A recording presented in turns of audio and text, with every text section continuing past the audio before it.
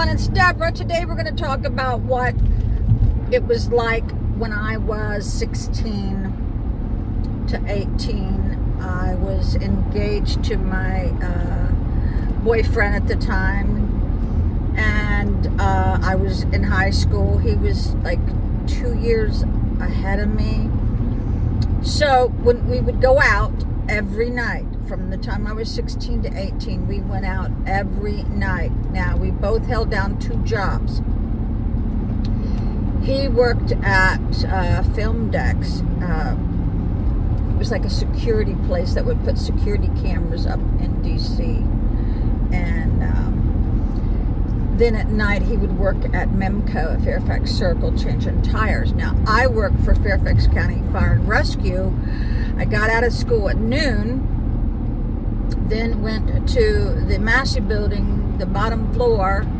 I worked there for about 2 years, and at night I worked at Gino's, which was owned by a football player named Gino.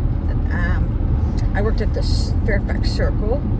I did not know until lately that there's lots of Gino's, and they had the Gino Giant. Oh my God, was that a good hamburger. A little bit like the Big Mac, but better. Okay. So we would go out every night, and the best time of my life was those 2 years. I got a lot of attention from my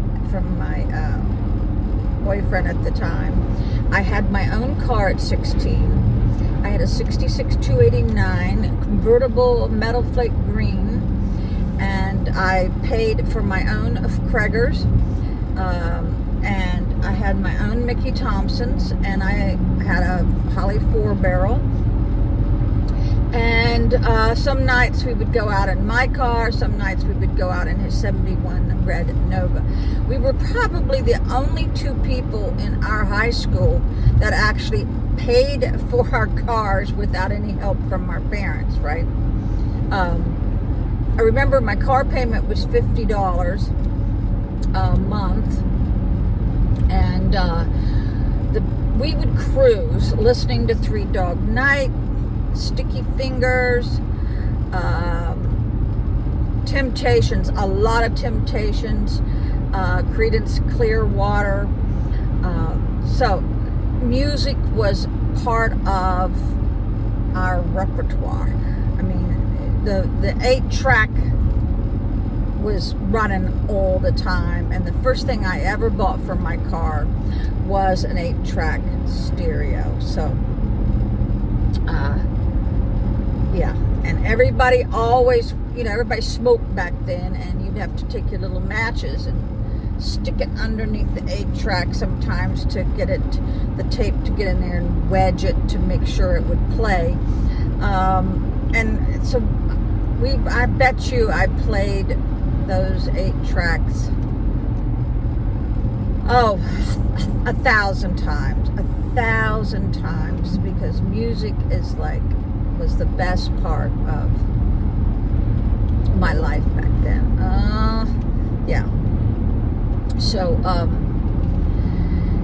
after he for some reason he wanted to take me home at 12, and I would laugh at that. Okay, nobody puts baby in the corner. Well, nobody takes Debbie home at 12. Okay, he would drop me off, and I would just get in my car and go out. It's like another whole evening, and I would go do my thing because I know he was doing his thing. So, just saw a dead deer. I wish you all could see the foliage. Oh my God. Orange, bright yellow, red. Oh my God, it's just gorgeous, all these mountains. So back to my teenage years. Yeah, I got out of school at 12. I would run to McDonald's, a lot of the kids that I hung around with certain times were already troublemakers, and when they were absent, or if everybody knew that they skipped, they would get in trouble. But I never got in trouble because I was really not part of any one clique, because the administrators would they knew who hung around who, right? But I never ever got in trouble in high school. I did it in, I think, junior high. It wasn't my fault though. Okay, so yeah, I never got in trouble because, well, another reason is I was emancipated at 16. What were they going to do? You know, I was a legal adult in Fairfax County. So, yeah, they knew, I guess, not to bother me. I don't know. But those 2 years were the best years of my life. The minute I got married, I didn't know who it was. I didn't know who he was. Totally changed. He was not attentive. He was missing, you know.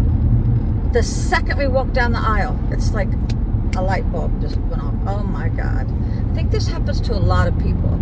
A lot of women, you know, are sexually active during the dating, and then when they get married to the guy, they cut off all intimacy, you know. That wasn't me. Okay, so, but just to cruise around at night listening to your 8-track was everything. And we would often go to racing on the highway, which I do not recommend. It's very dangerous now, I guess. Probably dangerous back then too, but they would shut down the highway and they would have some races on Route 50. This would go on like at 1 and 2 o'clock in the morning. We never got in trouble with the cops, but yeah, but that's very dangerous. Back then they'd have a sleeper car, they'd run title for title. But yeah, I rolled my car, actually turned it upside down, the convertible, and I crawled out. Yeah, so yeah, I was living with my, I guess, uncle when I was 16, when I got emancipated. So, all right, bye.